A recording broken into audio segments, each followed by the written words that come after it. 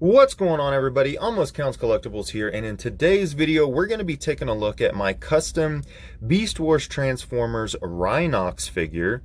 Now, Rhinox was one of those toys that in his robot mode mostly did not look a whole lot like his actual show self. Now, one of the main reasons for that is that a lot of people don't understand is Beast Wars, when they were first getting ready to release the season and they were creating the toys, they actually started creating the toys before they were officially done with the final 3D models and the direction of the show and basically the end result of what the characters were going to look like. So the Rhinox and Dinobot and a few of the others that we got that don't look very good in their robot mode, well, believe it or not, those are actually what they were going to have the figures or the characters look like in the actual show until it was changed right towards the end of the creation period, right before the show began.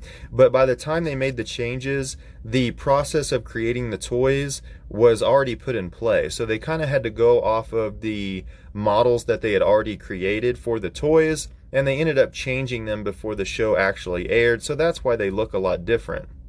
They were actually going to have their mutant masks as well, which Rhinox and Dinobot and even Optimus and Megatron both had on their toys, but the final version of them did not incorporate that in the show. So the mutant slash battle masks got scrapped, but I'm pretty sure they were planning on actually making them look like that. So that's what we ended up getting. But the figure I have here in front of you, we have modified, and we have done a little bit of painting as well, mainly with metallic Sharpie markers, but the end result I think is very good. I am going to do a mod version 2 of this particular figure, and we're going to take it a step further and completely do some repaints of the green and even fix a few of the areas to make him look even more show accurate. But I was very happy with the end result of this first mod, so I'm going to leave it alone and we will do a separate mod later. Now, I will go ahead, we will take a 360 look here at Rhinox, and then I will explain all of the actual changes that I have made to Rhinox to get him to look like this. So let's go ahead and take a 360 view. As you can see, probably right off of the bat, I have actually made some in-depth customizations to the molding of Rhinox here. I will be more specific here in just a moment, but a lot of the pieces on Rhinox that make him look like the Rhino form in his beast form do not look good with him in robot form, so I have permanently modified them using a Dremel tool to cut pieces out and reshape pieces. So here is Rhinox. The main piece that I had to change was the side pieces like you see right here. We'll do a side-by-side comparison here with the original toy so you can see exactly what I'm talking about. But that is my finished Rhinox for my version 1. Now let's go ahead and do a side-by-side comparison. So we will move Rhinox here over to the side, and we will go ahead and put the original Rhinox figure that is unchanged right here beside him. So to the right, we have what Rhinox actually looks like in his robot form. And then to the left, we have my modified version of Rhinox here that looks a lot more like his show accurate self. Now, the main thing we had to change on Rhinox was the kind of skirt pieces, the back of the Rhino that actually come down to the side as you see here to the left and the right. We actually had to change those and reshape them so they look more like his show self. Now, I'll put up a picture of Rhinox here real quick so you can see what this kind of skirt modification looks like in the show.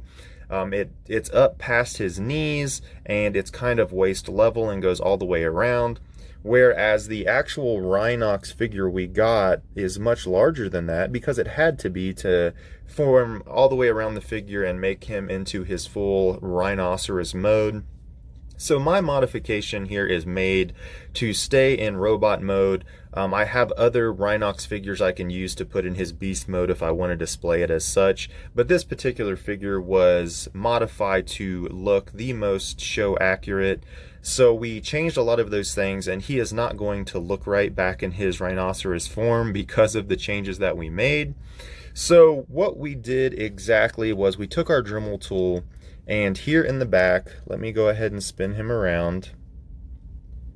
Right here at this bottom crease that goes across the back right here, we actually cut that off with our Dremel tool. So we shaved it all the way across on a nice little smooth line so that it matched up. So we cut the bottom piece off, and we also cut the top piece off. And we cut the top piece off at the actual curve up here at the top. So this top portion past this top curve and the bottom portion past this bottom curve were shaved off even with those actual lines that you see right there to make this more show accurate sized skirt creation that we have here that wraps around his body, at least to the best of our abilities. And it just looks a lot better in robot form. It looks a lot more show accurate, and overall the look is just a lot better for the actual figure. Now in the front, you'll notice that we also made changes to the actual plate piece that drops down right here in the front. In the show, it does not look like this big squared out version that we have here. It looks more like our modification over here to the side. It actually kind of comes down to a little symmetrical point as opposed to a large square.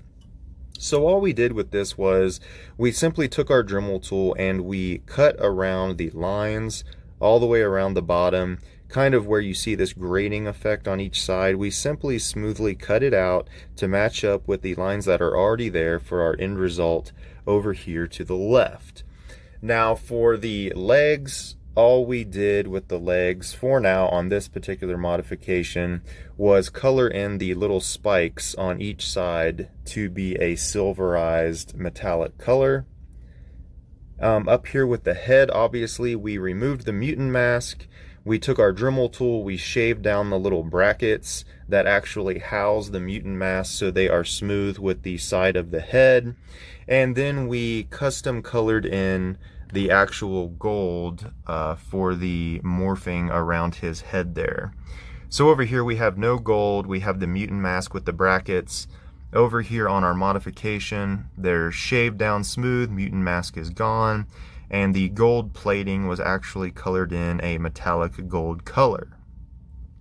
Now with the weapon, you can permanently change this weapon to look more like it does in the show with super glue by simply super gluing the blade onto the front instead of placing it on its actual peg on the top that spins it around to look more like his little Gatling gun, his little machine gun if you want. However, I did not super glue this particular one. It is simply a small piece of Scotch tape rolled up and smashed together on there to hold it in place, so I can still take that off if I wanted to. We colored in the blade and the actual gun holes with our silver metallic Sharpie to color that in. And then the final thing we did with this figure, and I'll talk more about the little skirt bracket here in a second, because we had to make another modification other than actually cutting the piece down to size so that it sits closer to his body. But I'm going to talk about the rhinoceros legs real quick. So what we did with the rhinoceros legs to get this more show accurate effect of the leg actually being attached to his body was we had to detach the brackets. So on the inside of the actual leg, there is a bracket that attaches it to the main arm to the leg. It's on a swivel and it's kind of on a ball joint. Well, all we've done is when we display the figure, we straighten his arms out ever so slightly. They can't bend a whole 90 degrees and this still stay on there. So they can bend probably 25% or so. So they can stay within the actual rhinoceros arm. But what we've done with the original one is we took our Dremel tool, and you will see on the bottom of the foot it's solid, We took our Dremel tool and we actually cut out an opening, as you will see right here on this leg. So we detached the arm from the actual bracket. We cut out the opening at the end of the foot. And as long as you cut it out, just as I have, and you stay within about 1/4 of an inch all the way around, it will actually fit over the arm almost perfectly with enough tension to stay in place. And this is simply snapped onto his existing arm and is just resting there. But it actually stays on fairly snug, and it looks a lot better. Looks a lot more show accurate than being all the way detached up here by itself. And the overall ending look is just a lot more reflective of his true self for his show appearance. So that's all we did there. We cut out the bottom of the foot, we completely detached it, folded the bracket back inside there, and snapped it over his existing arm. Now the last thing I'm going to talk about to get his waist / little skirt piece here to sit closer to his body and look better than the actual toy itself over here to the right was the brackets on the inside that actually attach the rhinoceros outside piece to the hip. What we did was we actually had to take about half of that length out of there. So we took a Dremel tool, we completely took Rhinox apart, we took a Dremel tool, and we shaved in half this actual black bracket back here. Now I'm going to pull this down so you can see it better. So I'm talking about this black bracket right here.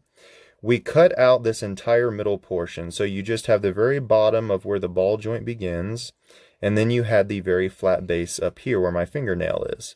So we took this middle piece completely out. We smoothed down both surfaces as flat as we could get them, and we super glued them back together, and then we put it back together. So the one on my modified Rhinox is actually twice as short, so that these pieces can actually fit a lot closer to his torso. So that's what we had to do there. And once again, I just think the final result looks a lot better from the original that you see right here that I'm now going to take down. And we have a much better show accurate looking Rhinox. Now, as far as the coloring goes, as far as the green that should be up here around his neck, some of the green you should see on the back and the front, we're going to take care of that with our mod version 2 that we're going to do. But for now, I was very happy with this end result. I think he looks 100 times better than his original toy, and he looks a lot more like Rhinox. So these toys are actually pretty cheap to get your hands on. You don't even need one that comes with all the accessories. You could probably pick one of these up on eBay for around $8 or less. That's incomplete, but still in decent cosmetic condition. And you could do this mod yourself with some basic Sharpies and a small Dremel tool or some kind of cutting tool. Please be careful when you're doing it, of course, but cut those pieces out and down like I have. And you can make this happen fairly simply and pretty easily, actually. So that's been our modified Rhinox figure. We're going to have some more modified figures to come. I've already shown you a couple of them, to include my Optimus Primal, Dinobot, now Rhinox. We're going to do a Waspinator, probably a Tarantulas, and even a couple others to make them look a lot like their show accurate self. Probably even going to do a Pterosaur here in the future. And I'm pretty much going to wrap that up here. So I hope you guys enjoyed it. And that was our Rhinox figure. Until next time, everybody, I will see you next video.